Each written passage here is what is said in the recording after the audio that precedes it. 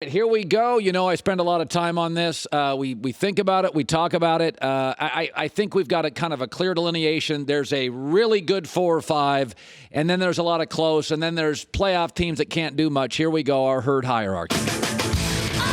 Herd hierarchy. Time is now. Let's go. The top 10 NFL teams according to Colin.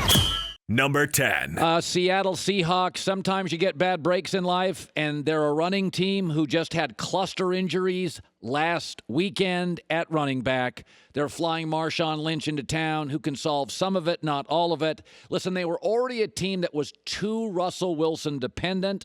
But as the running game got better, they were becoming less so, but now the running game is shattered. And I think, now listen, Russell's tremendous. 29 touchdowns, 5 picks. If any guy in this league could just will his way to win, they're also a great road team. I mean, Seattle is got a great home field advantage. I think Russell Wilson and Tom Brady are the best road quarterbacks of my life. But I think you can't have cluster injuries in one of the most important units, especially for this team. I have them at 10. Number 9. I think we all know what Buffalo is. They're good, not special. A little young at quarterback. I don't think they have kind of the playmaker that a Kansas City or a Baltimore would at quarterback to get out-coached and win. I think they have to win by out-coaching, not turning it over. The 2 games against New England say it all. They had them both and lost them both, and that's what they are. For a team that was in the bottom 5 organizations in the league for a decade, it's baby steps. And they got into the playoffs a couple years ago, and it was one of the ugly games, and they're going to get into the playoffs this year, and it won't be as ugly. But I think we all know what Buffalo is. They're close to being really, really interesting, and now it's kind of interesting. Number 9. Number 8. Philadelphia. They are very good situationally. This is what I love about it. They went to Buffalo and won. That's why I put them ahead of Buffalo. Very good situationally. Now, I do think if they get into the playoffs, situations aren't going to matter because they're going to get blown out by the Saints. They're just not good enough athletically. Now, Deshaun Jackson may come back if they won a playoff game, but that's way down the road. There's a lot of things they do well. Last 4 games, Carson Wentz, dealing with deck chairs and lawn furniture, is completing almost 69% of his throws. They got some young guys picking up the slack. There's things I like about them. Most of them are qualities that win you close games. But I don't think they'd be in a close game against New Orleans or a San Francisco, so I have them at 8. Number 7. Minnesota. Everything's got to go perfect for Kirk Cousins, and that's not the way the NFL works. Last night's a great example. He was at home. He got 3 turnovers, but he's missing a couple of running backs. That means they rely on him, and he just can't do it. So this league is not about everything falling into place. It's about everything falling apart and you keeping it in place. And again, I like the coach. I like the defense. But I just think there's real limitations at quarterback. Listen, last night, they were and by the way, it's now into Kirk Cousins' head. They were showing close-ups of Kirk Cousins, and he would take these deep, obvious sighs. He's anxious. He understands the brand. He understands what we're saying. I don't think that helps as the games get bigger and more off script. I think he has to be totally on script and comfortable, so Minnesota's at 7. Number 6. Don't love Green Bay, but they beat them in Minneapolis, so I get them at 6. Listen, they've only got one big offensive threat when you combine the tight end and wide receiver core, Davante Adams. And I think the best coaches will bracket him, or the Saints would put Lattimore on him, or, I just don't think Davante Adams can be your entire passing game. And by the way, you can just look at the numbers. Even with Aaron Rodgers, Aaron's not very good this year, throwing balls and completions over 15 yards. He's not very good at all. He's 11th in passer rating, 16th in passing yards per game. So we've seen what they are. I mean, they can win without Davante Adams, but they can only win vertically one way, Davante Adams, and I think the best teams will take him away. Aaron Rodgers, his numbers are very similar to last year with Mike McCarthy. Now, they have a better running game, but offensively, passing the ball, there's just much better in the NFL right now than Green Bay. I put them at 6. Number 5. New England, because I think New England would beat Green Bay. I think New England would look at Green Bay and go, God, we've seen this before. Crowd the box for Aaron Jones, bracket Davante Adams, they won't move the ball on us, and they wouldn't. There's so many things I like about New England. Special teams, defense, head coach, quarterback, experience, situational. Here's what I don't. They can win one way. it's got to be low scoring. They can't get into fireworks shows. And I don't think athletically they can stop Kansas City or Baltimore. They can't keep them in the teens. They are the most resourceful team in the NFL, and that is an awesome quality.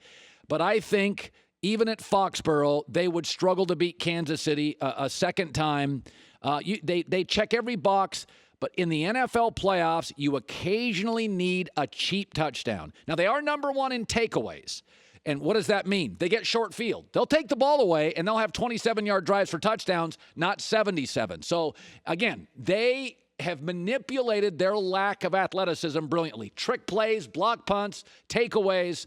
But I think the ceiling is lower this year than any I remember. Number 4. San Francisco. The next two teams remind me of each other. Here's what I like about San Francisco. Jimmy G. Everybody else doubts him. But you know what this kid's done since week 11? 70% completions.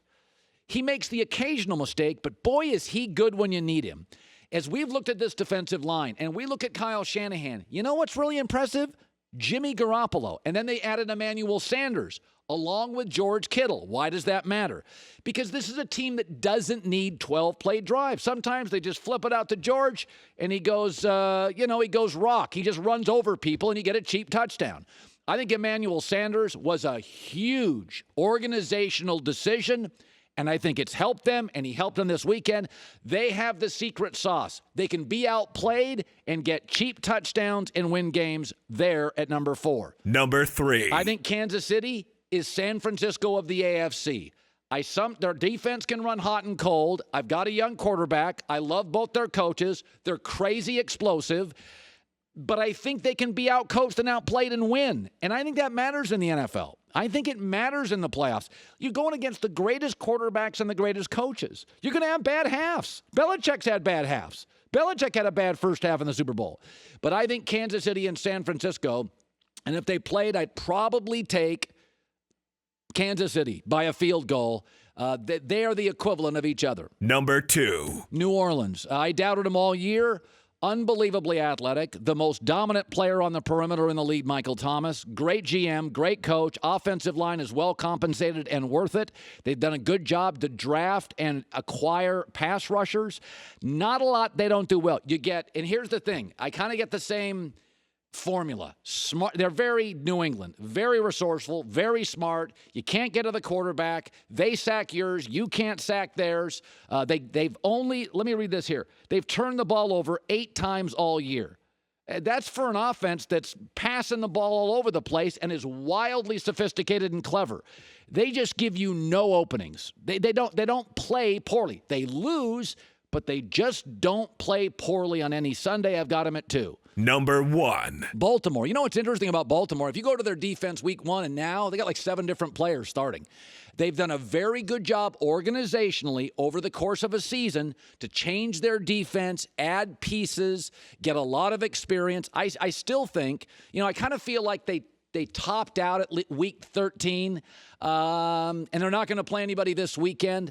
So they're going to get a bye. They're going to be at home. They're going to be rested. But I think they're the Saints, but more explosive over the top. I would take them over. They're the Saints. No mistakes, a lot of good players. But the Saints, it's mostly 9-play drives dominated by Kamara, Breeze, and Michael Thomas. This team will get freebies. Lamar Jackson will put on a move, boom, get a freebie. This team will throw the ball over the top. So Baltimore's my number 1 team in the National Football League. Hi, everybody. Thanks for watching. Subscribe here to get the latest from the show. Also, be sure to check out more of the best clips from The Herd or go watch a few segments from other shows on FS1.